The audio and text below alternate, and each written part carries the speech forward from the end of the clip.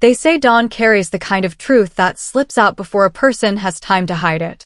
So when a widow stood at my doorstep just as the first light broke, her breath unsteady and eyes rimmed red, I knew she hadn't come by accident. She asked me one question, a question that made the morning feel suddenly colder. Why did your husband know my son? I live on the quiet edge of a small town where everyone minds their own grief. My husband passed 6 months ago, leaving behind a house full of his silence and a few memories that never quite added up. I had just begun learning how to breathe again when the widow appeared, a stranger wrapped in sorrow, carrying a name I'd never heard before. Her arrival shifted something in the stillness of my days, stirring up a mystery I wasn't sure I was ready to face. The morning hadn't fully opened yet. Light was still deciding whether it wanted to touch this house again. I was standing in my kitchen, waiting for the kettle to warm, when I heard it. A soft, hesitant knock. Not the kind people use when they come with errands or good news. This one sounded like someone asking permission just to exist for a moment. When I opened the door, the world outside was washed in that pale, blue-gray dawn. And a woman stood on my porch, her hands trembling around a folded piece of paper. She looked at me the way people look at a doctor right before they hear a diagnosis. I didn't know her. At least, not in the way a person should know someone who shows up at their home before the sun. Her coat hung unevenly on her shoulders, like she'd pulled it on without thinking. Her hair was pinned back, but a few strands had fallen loose, sticking to her cheek. She didn't brush them away. She just stood there, breathing shallowly, as if each breath had to convince her to take the next one. "Are you Mrs. Reed?" she asked. Her voice cracked on my name. I nodded, though my hand stayed on the doorframe, keeping the weight of the house behind me. She swallowed hard. "My name is Miriam. Miriam Hale." The name meant nothing to me, not yet, but the sorrow in it did. Some names carry grief before they carry meaning. I noticed then that she wasn't wearing gloves, even in the morning cold. Her fingers were red at the tips, struggling to hold onto the photograph she kept pressing against her stomach. She didn't open it, didn't even glance down at it. It was like she was afraid of whatever answer lived inside that small, folded square. "I need to ask you something," she said quietly, eyes flicking up to mine. "About your husband." Something inside me tightened. People didn't ask about my husband anymore. Not since the funeral. Not since the casserole stopped. But she wasn't here to offer comfort. She was here because something hurt worse than comfort could fix. She stepped closer. Close enough for me to see that her lips were trembling the way a person trembles after a night of forcing themselves not to cry. Did your husband know my son?" Her voice cracked open on that last word. "Son." I shook my head immediately, the way you do when a stranger tells you something impossible. "No," I whispered. "I don't think so. I don't recognize your name." But she didn't blink. Didn't move. She simply repeated it, as if repetition might carve a different truth out of the air. "Please. My son's name was Eli. Her breath caught. He died 2 weeks ago." The quiet that followed felt heavy enough to press the porch boards deeper into the earth. I could hear a bird somewhere, still deciding whether to sing. The kettle inside my house started humming faintly. She lifted the folded photograph a little. He had this, and he kept saying he was meeting someone. Someone older. Someone he trusted. I looked at the photograph, still face down, still hiding whatever had brought her to my door. "I don't know anything about that," I said, softer than before. For a second, I thought she might fall. Her knees shifted. Her breath broke. But she steadied herself, holding onto the photograph like it was the last part of her son she still had. "Your husband's name," she whispered. "He said it once." I heard him. She met my eyes with a quiet kind of desperation. The kind that made it feel like there was no ground beneath either of us. I felt my own breath stutter. There are moments where the world tilts, not enough to throw you, just enough to make you wonder how long the tilt has been there. "My husband kept to himself," I told her. "He barely left home those last months." The words felt like I was comforting myself more than her. But she shook her head. "You're wrong." Her voice wasn't sharp, just certain in a way that frightened me. "My son wrote down a name. Reed." Her fingers tightened on the photograph. "I thought he meant your husband." "I still think he meant your husband. I took a slow step back, instinctively, like the air had gone too thin between us. I can't do this, I whispered. Not right now. I'm sorry for your loss, but I don't know anything about this. Her shoulders slumped. For a moment she looked smaller, like something inside her had given way. She didn't argue. Didn't beg. She simply placed the folded photograph on the top step. Gently. Almost tenderly. As if setting down a child. Then she backed away, her eyes never leaving mine, grief pulling her body tight. She turned without another word and walked down the path. She didn't look back. Maybe she didn't need to. Maybe she'd already seen what she came for. I didn't pick up the photograph. Not at first. I just stood in the doorway, the cold seeping through the hem of my nightshirt, watching her move farther down the street until the dawn swallowed her silhouette. The photograph lay on the step like a question. Small. Silent. Too heavy for its size. Inside the house, the kettle finally began to whistle. A soft, lonely sound that filled the empty rooms. I closed the door slowly, but the weight of her grief. It stayed in the doorway, settling into the wood like something that didn't plan to leave anytime soon. And even before I touched the photograph, before I dared open it, I felt the smallest, sharpest question cut through me. Why did she come to me first? The photograph lay on the porch for almost an hour before I could bring myself to touch it. The morning sun had climbed just enough to warm its edges, the way sunlight softens the sting of something sharp. I watched it through the window like it was alive, like it might unfold itself if I stared long enough. Sometimes grief has a sound, a faint ringing in the ears, a hum behind the ribs. And that hum was loud as I stepped outside, bare feet on the cold wood. When I finally bent down, my fingers hovering over the photograph, I felt the whole house behind me holding its breath. I carried it inside like it was something fragile, something that could break me if I wasn't careful. The door groaned the way it always did in the mornings, but that sound felt different now. As if even the house knew something had crossed the threshold that shouldn't have. I set the photograph on the dining table. The light from the window hit it in a thin, quiet strip, almost asking me to open it. But I didn't. Not yet. I stood there with my hands resting on the back of a chair, breathing in slow, steady sips. My husband's jacket still hung on the hook near the door. His coffee mug still sat on the counter, faint ring of dust around the rim. Grief makes you keep things longer than you should. But it also makes you afraid to look too closely at anything he left behind. Miriam's face from earlier lingered in my mind. That desperate tremble in her voice when she asked if my husband knew her son. Her question had settled into me like a draft that wouldn't go away. I looked at the photograph again. Still folded. Still waiting. Finally, with a breath I held too long. I slid into the chair and pulled it toward me.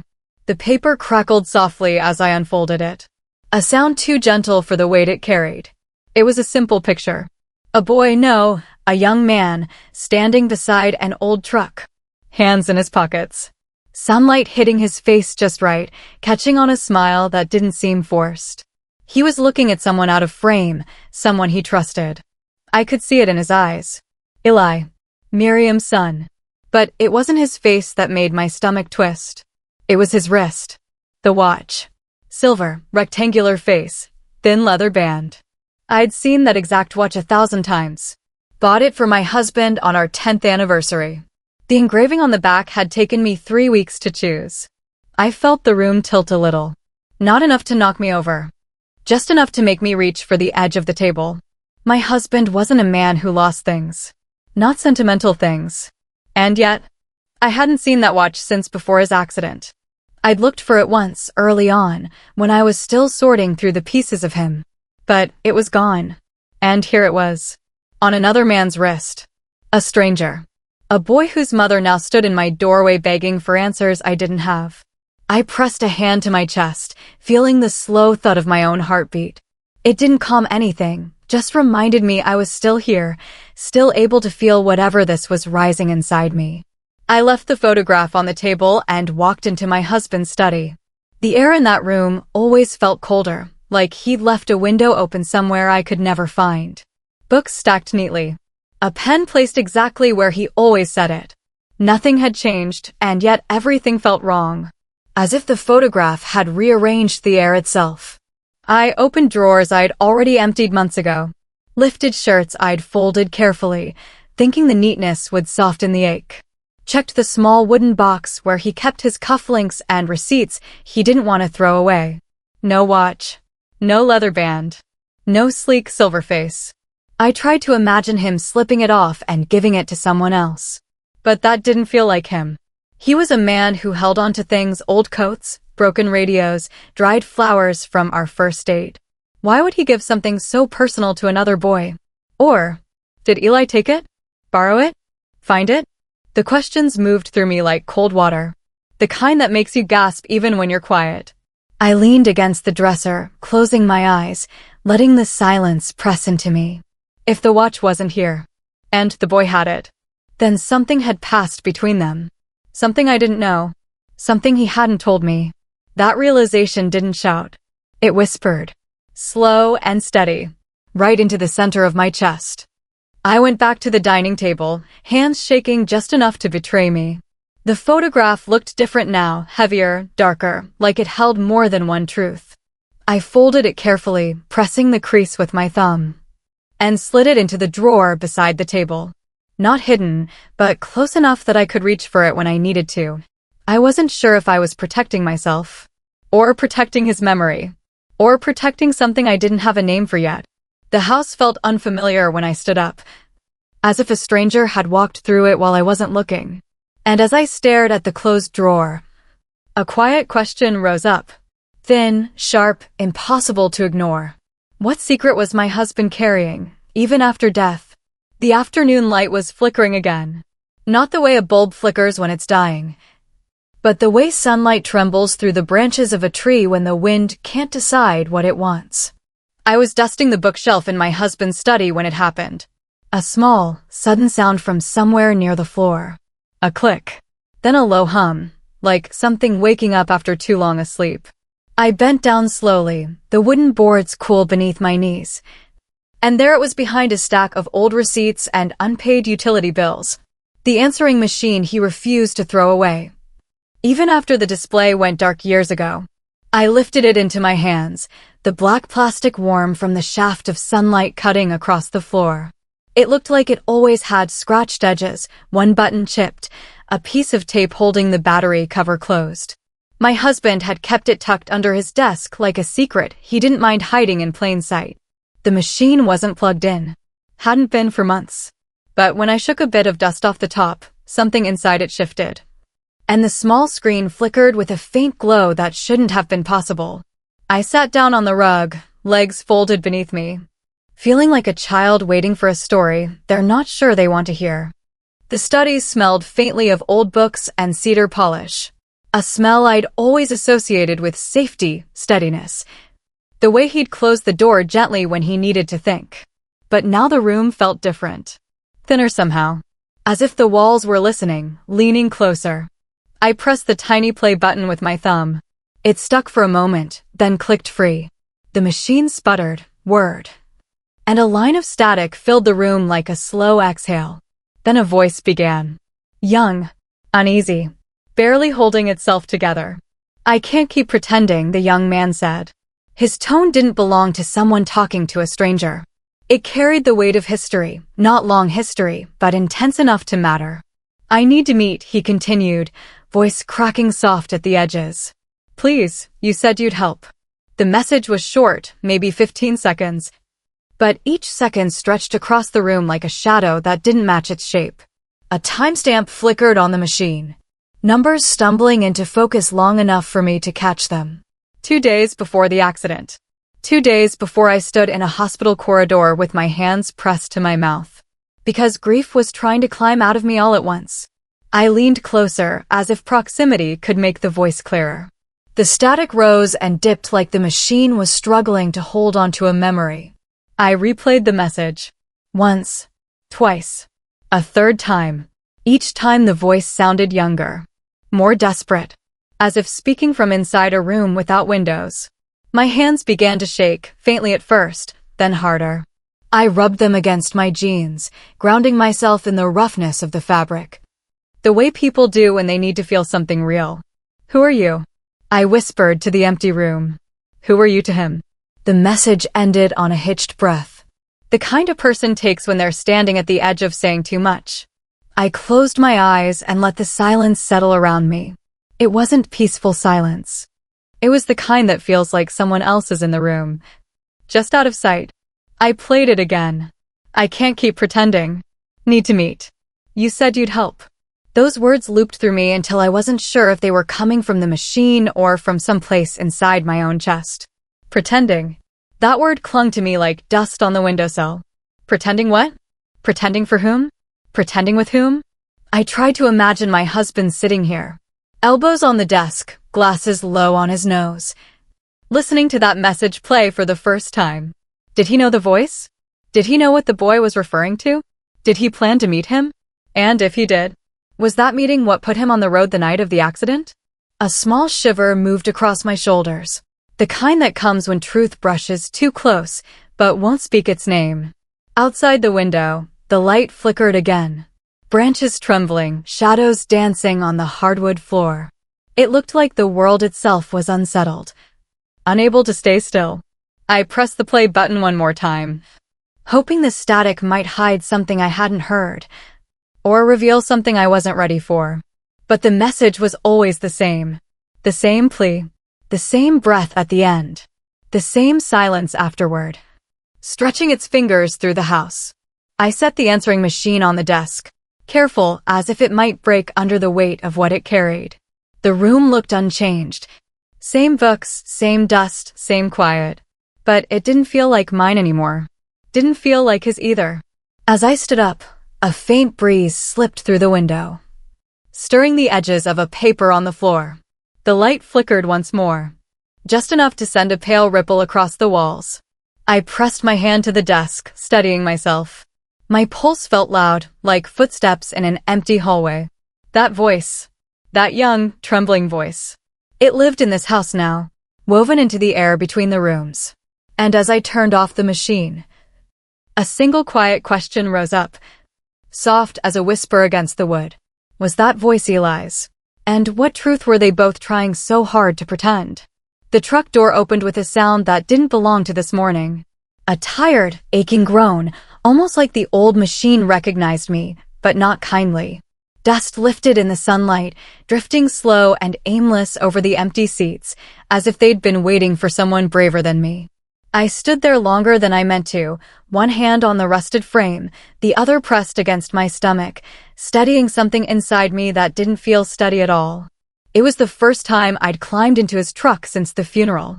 And somehow, it felt like stepping into a room where he hadn't finished speaking. The morning was quiet, that soft kind of quiet that sits on your shoulders rather than around you. Clouds hung low, the air smelled like old rain, and the driveway still held the faint imprint of his boots, the last pair he wore, the pair I still hadn't moved from the closet floor. I held my breath as I climbed inside.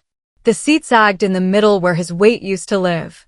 The steering wheel carried the faint sheen of his touch. And the air. It was stale, sealed in, like it had been holding its breath too. For a moment, I sat there without moving, listening, letting the truck settle around me.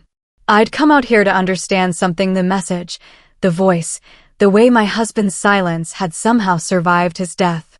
A young man saying he couldn't keep pretending. A timestamp 2 days before the accident. A truth circling just out of reach. My hands hovered over his things, his jacket still draped across the seat, a pair of old work gloves thrown near the floor. All the small pieces he left behind, each one suddenly suspicious in their innocence. I didn't know what I expected to find. I just knew the house wasn't the only place holding secrets. The glove compartment stuck a little, the same way it always had. He used to laugh about it, said old trucks were like old men. Once they seized up, you just had to coax them gentle. But when I pulled, it opened too fast, too easily, spilling papers into my lap. Receipts. A few pens. A quarter wrapped in a grocery list. Ordinary things. And then, a single scrap of paper folded in half. I don't know why my fingers trembled before I even unfolded it. Maybe something in me already knew. His handwriting was unmistakable, the strong, straight lines, the slight slant he always blamed on writing too fast. An address. Nothing else. Just a street name I'd never heard him say. A neighborhood he'd never mentioned. A part of town he always avoided, or maybe only said he avoided. I whispered the address under my breath, as if it might sound different spoken aloud. It didn't. I sat still for a long moment, the paper resting like a pulse in my palm. This wasn't a forgotten errand. It wasn't work. It wasn't anything he'd ever brought home in stories or passing comments. And when something doesn't fit into the life you knew, it means another life was being lived somewhere else. My throat tightened. Not enough to cry. Just enough to know something was shifting. I slid the key into the ignition. It resisted at first, the way things do when they've been untouched too long. Then the engine coughed awake, not gently, not willingly, but with the sound of something dragged out of sleep too soon. The truck shook around me. A tremor, deep and familiar. He used to pat the dashboard and tell it, "Easy now." I didn't touch anything. The address burned at the edge of my vision. I kept seeing the young man's voice from the answering machine, hearing it really. The way he paused between words, like he was swallowing the truth before saying it. I could hear him now as the engine rumbled beneath me. I can't keep pretending. I need to meet. Meeting where? Meeting who? Meeting my husband? A part of me wanted to shut off the engine, climb out, and leave this all untouched, let grief be grief, let secrets stay secrets. But another part of me, the quieter, older part, knew that silence doesn't protect you. It only delays the hurt. I shifted the truck into gear. My legs felt heavy, like they weren't mine. And as the truck rolled forward, the house behind me stood still, watching me go, as if it knew I'd crossed a line that couldn't be uncrossed. At the end of the driveway, I stopped. Not because I changed my mind.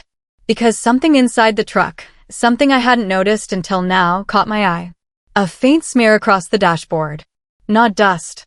Not dirt. Something darker.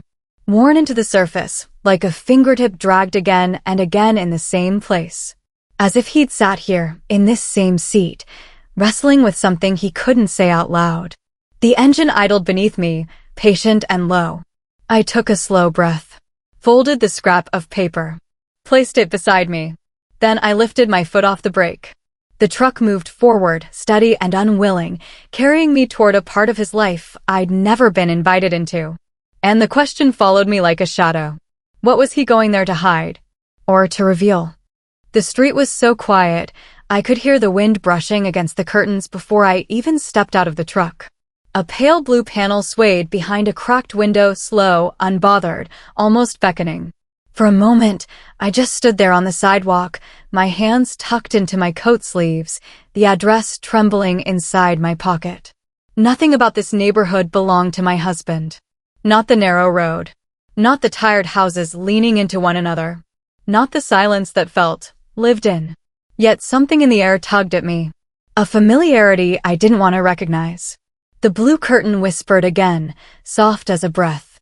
As if it already knew my name. I walked toward the house slowly, counting each step because it kept my thoughts from racing ahead. The driveway was cracked, weeds pushing through the concrete in small rebellions. A forgotten tricycle lay on its side near the fence, its red paint dulled by sun and rain. Nothing suggested danger. Nothing suggested answers, either. Still, I felt watched. Not by a person, by the house itself.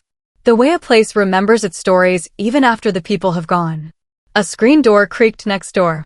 An older woman stepped out, wiping her hands on a faded apron. She looked at me like she'd been expecting someone for a long time, and I just happened to fit the shape of that expectation. "You looking for Eli?" she asked. Her voice was thick, like she'd swallowed too many unspoken things. I hesitated. "Yes," I said quietly. "Did he live here?" She nodded, her eyes narrowing as if searching for truth behind mine. "He did, but not by himself."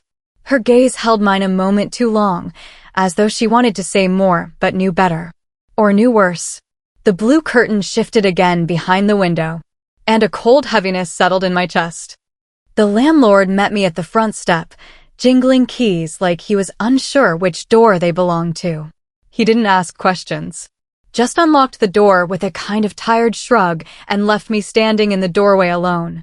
The air inside felt untouched, but recently disturbed, the way a room carries warmth long after someone has left it. Dust motes floated in a narrow beam of light from the kitchen window, moving slow, unhurried, like they'd been drifting in circles for days. I stepped into the living room. The floorboards answered with a soft creak, almost familiar. 2 coffee mugs sat on the small wooden table by the couch. Mismatched. One chipped at the rim. One perfectly clean.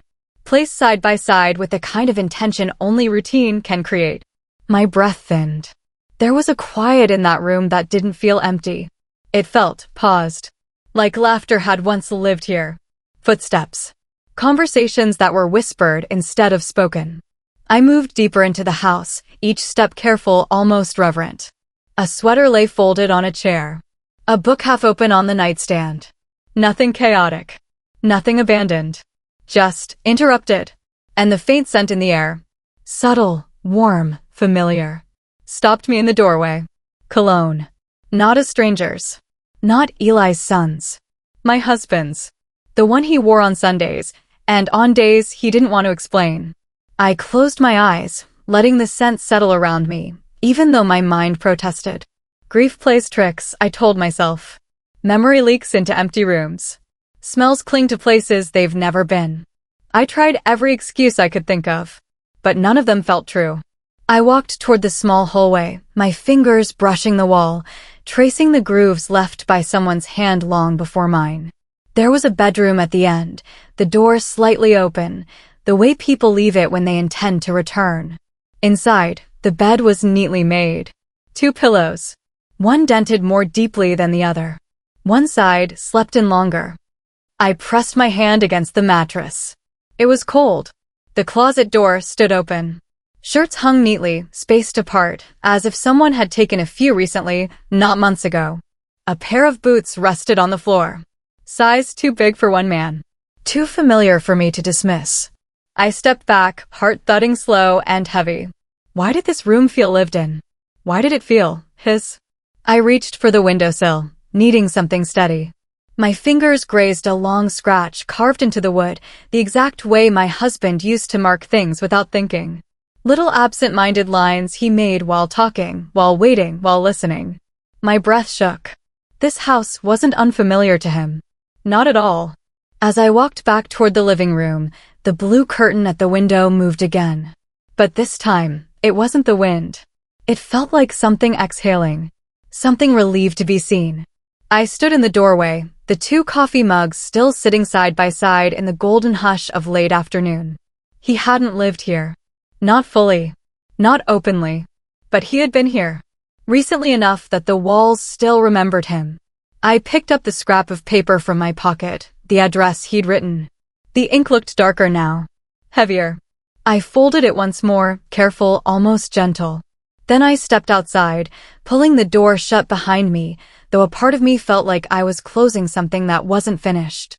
The blue curtain fluttered softly, like a warning or a whisper.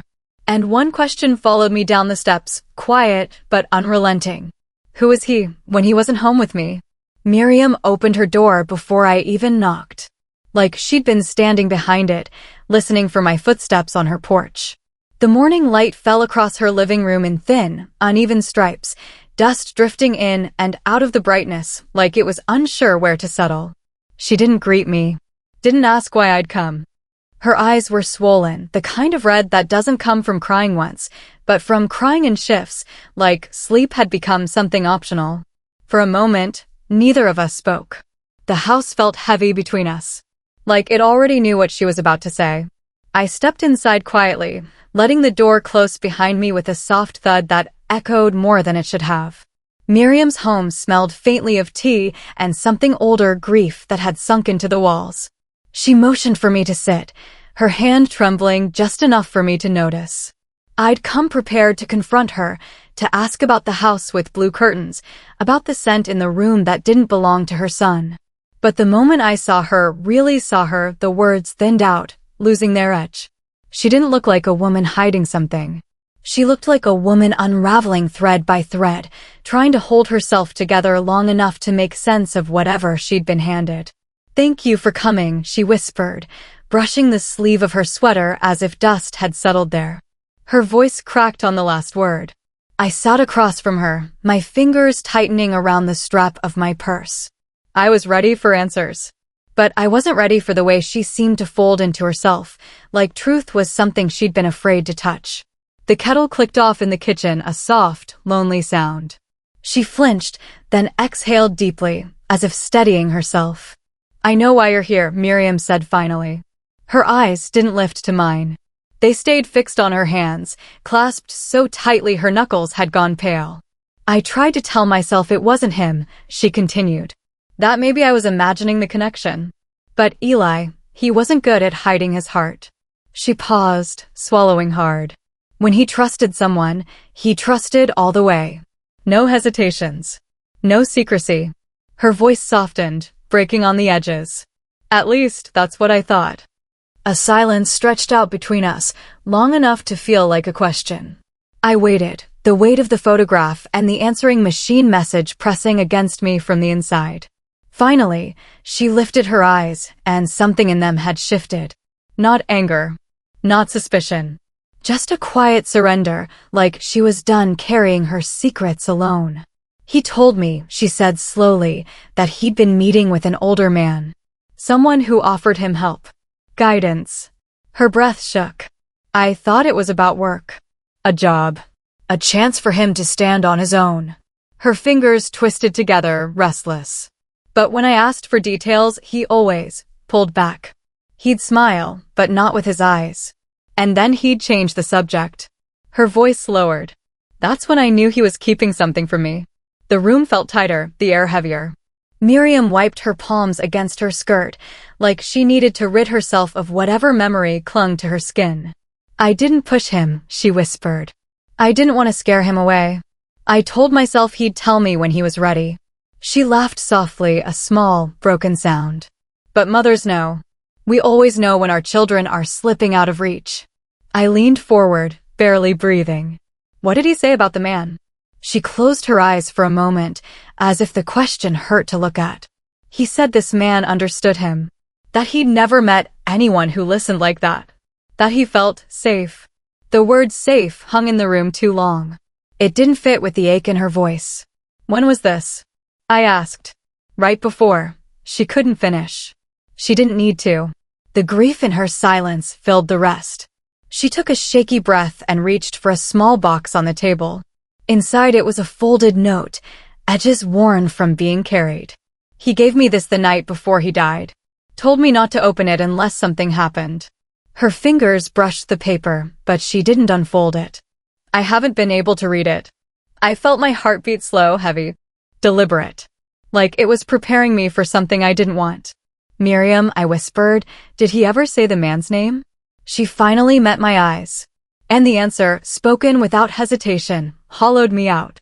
"He called him Daniel. My husband's name." I sat back, the room tilting slightly as her words settled over me like dust.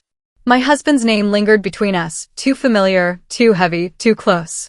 Miriam looked at the unopened note in her palm, the last thing her son ever gave her, then closed the box gently, as though afraid it might break. "I don't know what scares me more," she whispered, "that he lied to me, or that he needed protection from someone he trusted." The clock on her wall ticked softly, steady, unbothered. A sound too calm for the storm unraveling inside me. I stood slowly, unsure of what my legs intended to do next. The truth wasn't forming lines yet, just shadows. Just shapes. But I knew one thing as I reached for the door. Whatever help my husband had given her son, it hadn't been simple. And it hadn't been innocent. The house was too still when I walked in, the kind of stillness that settles only after something has been taken from it. Dust floated in a thin beam of afternoon light, drifting the way memories do, slow, uninvited, impossible to ignore. I set my keys on the table. They sounded louder than they should have. For a long moment, I just stood there, staring at the hallway, at the closed door to his study, at the life he left perfectly arranged, like he planned to return. But I already knew better. And the house knew it too. I told myself I came home to rest, but my feet carried me straight toward the study. There was no rest left in me anyway. The handle felt colder than the rest of the house. Maybe that was my imagination. Maybe not. I pushed the door open and breathed in that familiar mix of paper, worn leather, and the faint cologne he always kept on the windowsill, the one he said made him feel presentable. Even when no one was watching. His desk sat exactly as he left it. The top drawer half shut. The cabinet beneath locked. I'd seen it 100 times. But now, after hearing Miriam's voice tremble, after hearing Eli's name wrapped in confusion and fear, that cabinet felt different. Like it was listening.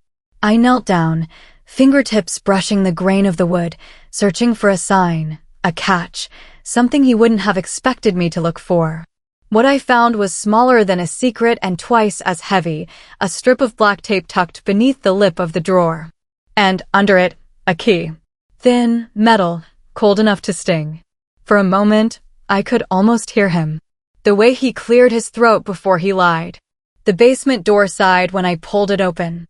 Half-light spilled down the stairs, leaving the bottom swallowed in shadow. I stood there longer than I should have, holding the key so tight it left its shape in my palm. Then I went down, one slow step at a time, the air growing cooler, the walls narrowing like they were guiding me towards something I wasn't ready to see. His old storage trunk sat against the far wall. Dented. Dusty. Locked.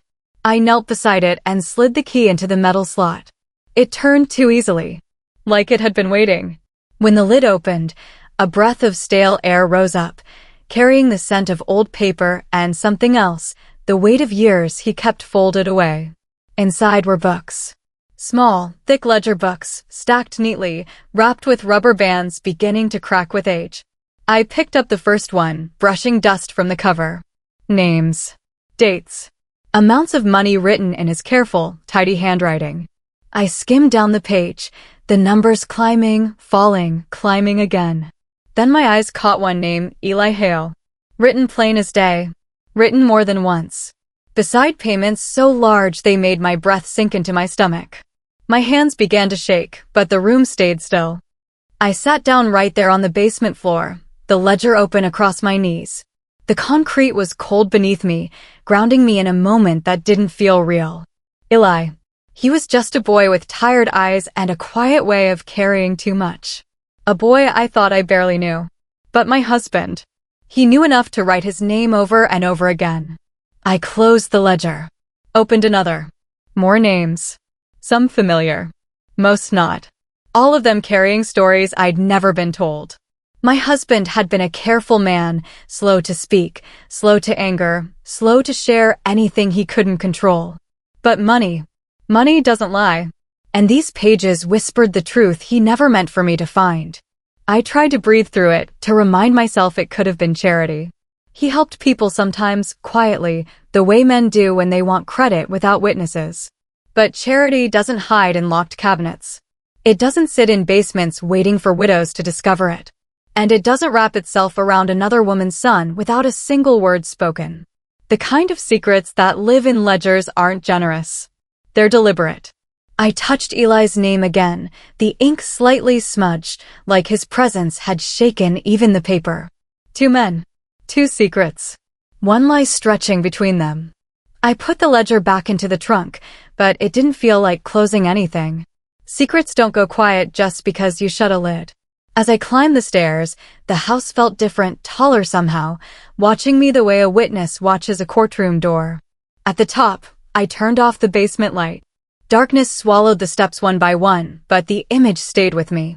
Names inked in neat lines. Payments tall as burdens.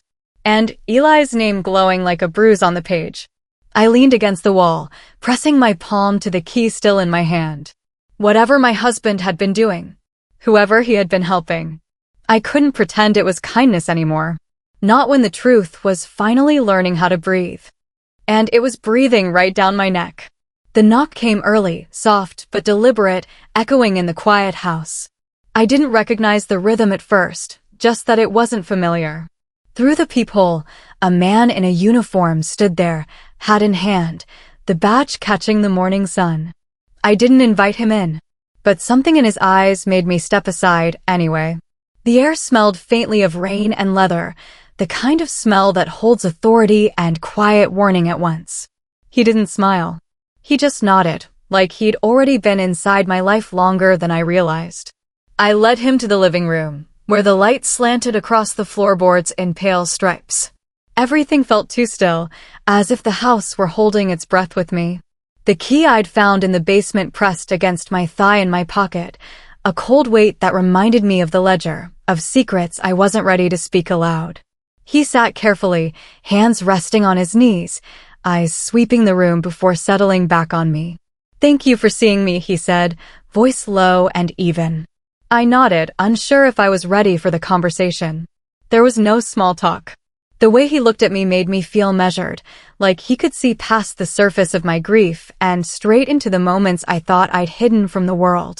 I tried to breathe normally, to act as if nothing in the past weeks had cracked the walls of my life. But the ledger, the photograph, Miriam's confession, they all crowded behind my eyes, pressing me into my chair. He didn't speak yet. He just waited. And in that waiting, I remembered the night before Eli died. The way my husband had lingered in the doorway longer than usual. The distracted look in his eyes. The way he said goodbye and left without explanation. "I need to ask you about Eli Hale," the sheriff began. His tone was careful, measured, as if each word might shift the balance of something delicate. "Did your husband have any involvement in his final days?" The words sank into me slowly, like cold water filling a basin. I wanted to say no. I wanted to tell him I knew nothing. But my memory betrayed me. I saw my husband leaving the house that night, coat pulled tight, hands in pockets. He had seemed distracted, uneasy. He stayed out longer than usual. When he returned, he carried that same silence he always wore when he wanted to keep the world at a distance. I don't know," I said, voice small. The sheriff's eyes didn't leave mine. They were patient, but not unkind. Like he was counting the beats of my hesitation. Like he was cataloging the truth I was too afraid to speak aloud. He leaned forward, resting a hand on his knee. "Eli's death is under review," he said softly, almost like he was sharing something he wished weren't necessary. "The injuries, they don't match the original account." The room shifted. The quiet pressed closer. And I felt the memory of that night stretching across me, reaching into every corner I'd tried to keep locked. I thought about the ledger in the basement, about the payments, about my husband's hidden connection to Eli. I thought about Miriam's trembling confession. And then I remembered the way my husband had kissed me goodbye that night, hurried and distracted, as though he was running from something I couldn't see. The sheriff didn't rush me. He just waited, measuring the space between what I knew and what I feared. I remember him leaving late," I said finally. "Longer than usual." He seemed tense. The man nodded slowly, taking it in, not interrupting. Was he at the scene? I didn't ask it aloud. I couldn't. But the question hovered in the room, weighty as the air around us. He shifted in his seat, hands clasping together. "I'm not here to accuse you," he said softly. "Just tell me what you know. Anything." I swallowed, the ledger burning in my memory like a secret too heavy to hold quietly. Names. Payments. Eli's face in that photograph, smiling, unaware. And my husband, the man I thought I knew, walking into something I couldn't yet name. I wanted to look away. I wanted to pretend it was all someone else's story. But the sheriff's eyes held me. And the truth had begun to taste like glass in my mouth. He stood to leave, slipping the hat back onto his head. The sun fell across the floorboards, shadows stretching long, quiet, and deliberate. "Think about it," he said. "Anything at all might help us understand what happened." I watched him go, the door clicking shut behind him. The house felt heavier now, the quiet no longer safe, like it had shifted its weight, leaning into me. I pressed my hand to my chest, feeling the ledger's weight against my memory. The night my husband left, the night Eli died, it had been full of small choices I hadn't noticed, moments I'd overlooked. And now, they demanded reckoning. I sank onto the couch, staring at the floor. The sheriff's words echoed in the spaces between the walls. Was my husband at the scene that night? And if he was, what did he do while no one was watching? The river whispered against its banks, small waves lapping at stones in uneven rhythm. I stood at the edge, boots sinking slightly into the damp mud, breath puffing in pale clouds. The sky was a bruised gray, and the air smelled of cold water, wet earth, and something faintly metallic. A single leaf drifted past my feet, carried by the slow current. The place where Eli had been found felt hollow and waiting. I didn't need anyone to tell me the story again. The river already knew. And I wasn't sure I wanted to find the truth it had been keeping. I walked along the bank, careful not to disturb the mud too much. Everything looked smaller than I remembered. The tall reeds bent in the wind, brushing my sleeve, and I flinched at the way the sounds of water and leaves seemed too loud. I remembered the photographs, the ledger, Miriam's trembling voice. All of it pressed against my chest, heavy and unyielding. Here, where the world had ended for someone else, my own story felt fragile. My husband had been involved in this place in ways I didn't understand, the way he moved, the way he carried Eli's presence without saying a word. I tried to steady my hands, but they shook anyway. Cold, anger, confusion. A strange mix of guilt that I had lived these days assuming I knew him, assuming I could trust the quiet certainty of home. And now, the river carried a story I hadn't wanted to read. I leaned down, tracing the wet earth with a finger, letting my eyes adjust to the fading light. Something caught. Something unnatural in the mud. I crouched fully, pulling the object free. A rusted chain lay in the mud, half buried, twisted with time and water. I ran my fingers along it, feeling the rough edges, the cold bite of metal. It looked familiar. Too familiar. And then I saw it clearly. This was the replacement strap.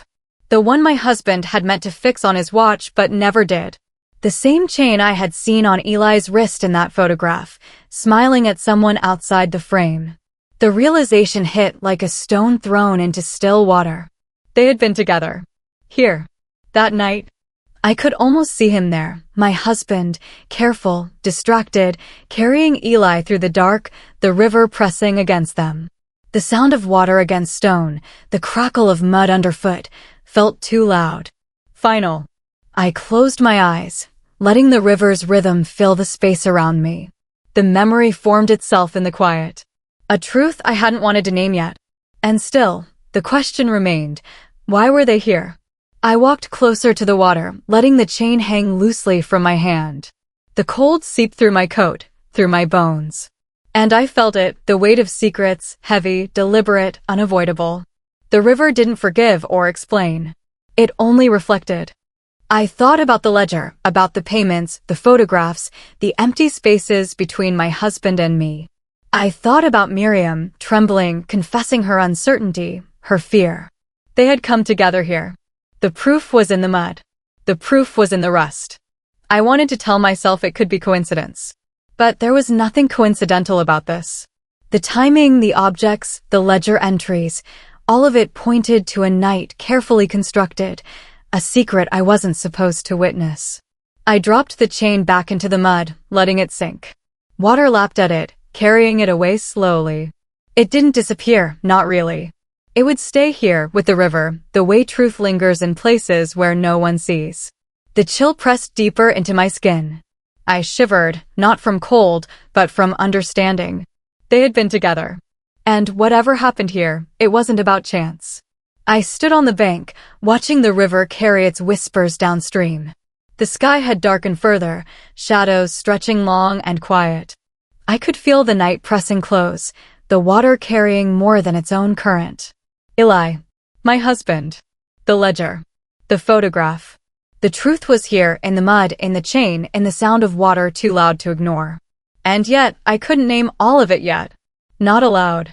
I took a step back, boots slipping slightly in the wet soil, and let the river's sound fill my ears. They had been together that night. But why? The question hung above me unanswered, like a shadow that wouldn't leave. And I knew, somehow, the river would keep its secret longer than I could. The house smelled faintly of old paper and winter air. I stood in front of his desk, the wood gleaming dimly in the last light of day, feeling the quiet settle around me like dust. Everything was familiar, yet strange, as if the walls themselves had been waiting for me to notice something I had missed. A folded envelope, heavy in my hands, lay tucked in the back drawer. My name, written in his careful hand, stared at me. I didn't breathe. The weight of what might be inside pressed down before I even opened it. Some truths arrive quietly, and yet they make the floor fall away beneath you. I sat at the desk, the envelope resting in front of me like a stone. The room was quiet except for the soft hum of the heater and the occasional creak of floorboards under my shifting weight. Outside, the late afternoon sun filtered in, thin and cold, painting stripes across the desk. I had searched these drawers countless times before, chasing fragments of him, a photograph, a receipt, a note that might explain something, anything. And now here was something deliberate, sealed, waiting for me. I hesitated, hand hovering above the flap. A small part of me wanted to push it away, pretend it wasn't there. But another part, the part that had been awake through the riverbank, the ledger, Miriam's fear, knew I couldn't. I slid the envelope open, careful not to tear the paper. The letter inside smelled faintly of his cologne, the faint trace of ink a reminder of all the years I thought I had understood him. I unfolded it slowly, letting the words sink into me, one by one. He had written for me alone. Every sentence carried the quiet weight of guilt, love, and regret. The letter revealed what I had feared but never imagined. Eli, Miriam's son, was my husband's child. A truth born of a long-ago mistake, hidden carefully, shielded from the world to preserve the life we had built together. He had been helping Eli in secret, sending money, buying time, trying to teach him, guide him. He had been trying to build a relationship without breaking our home apart. Every ledger entry, every photograph, every quiet movement in the shadows suddenly made sense. I could see the care in it, the intention, the way he had carried the boy's presence like a silent promise. The night Eli died had been even more complicated than I realized. An argument, a confrontation. My husband had gone to meet him afterward, trying to fix something he could not yet control. And in the letter, he blamed himself. Not just for the argument, but for letting him go to the riverbank. For not stopping the inevitable. I sank back in the chair, the paper trembling in my hands. The house felt too quiet, too empty, as if it, too, understood that the truth had arrived. I folded the letter carefully and pressed it to my chest, feeling the weight of both men, the son I had never known, the husband I had never fully understood. The secrets that had stitched their lives together were heavier than I had imagined.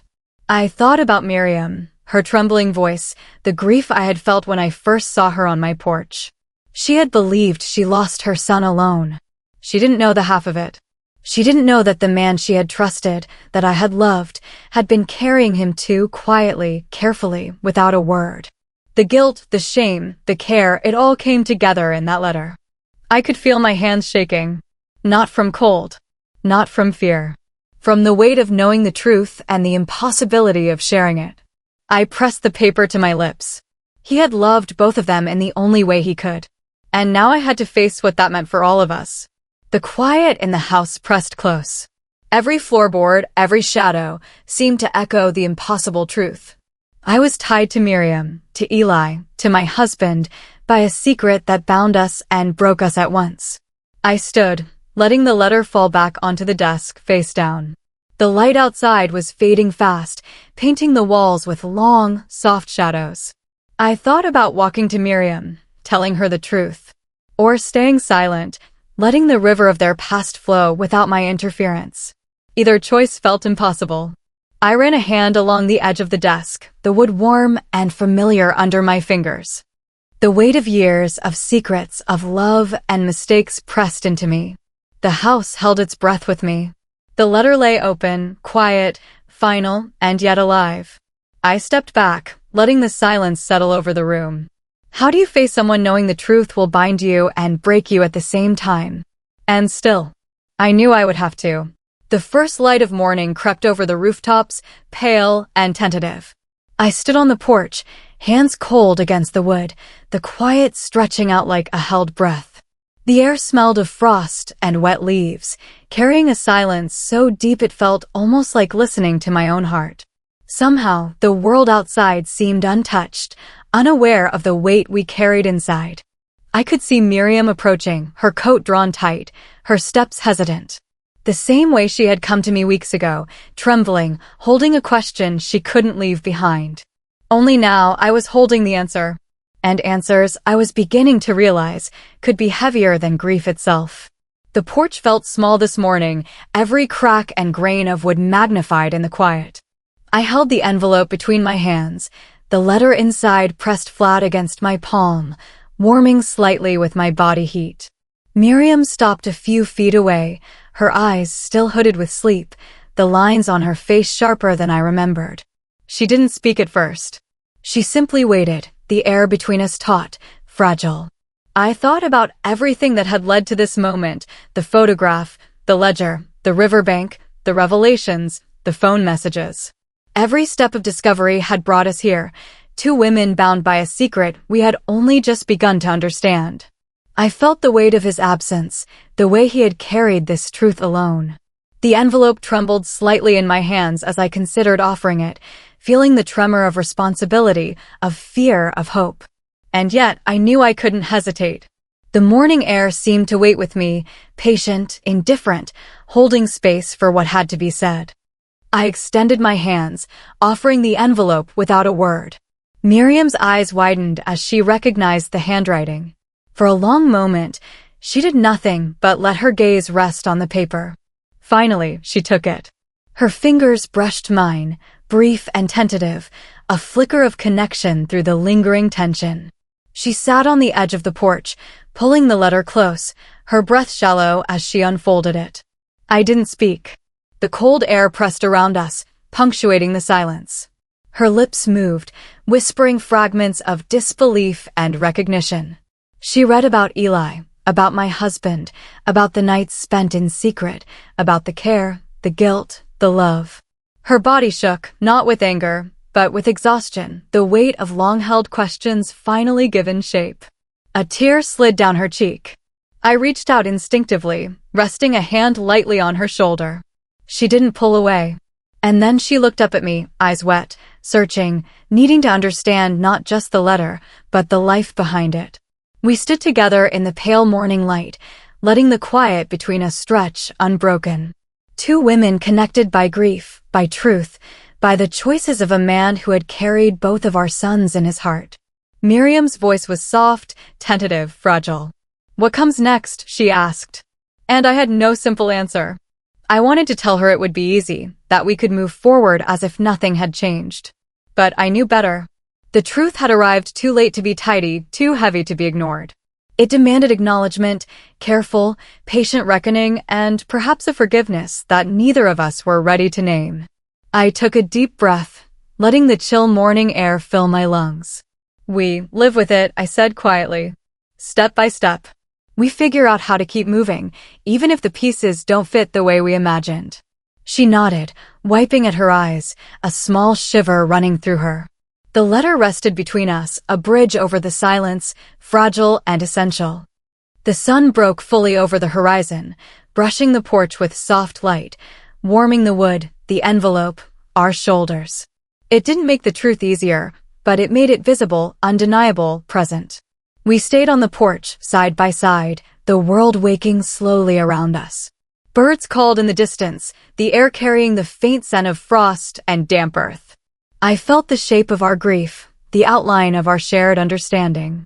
It was not relief. It was recognition.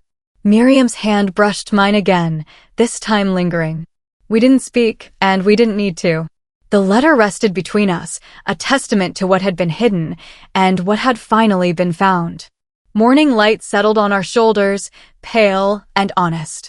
And in that quiet, I realized the hardest part was not knowing what comes next. It was carrying the weight of a truth that arrived too late and learning how to live with it together.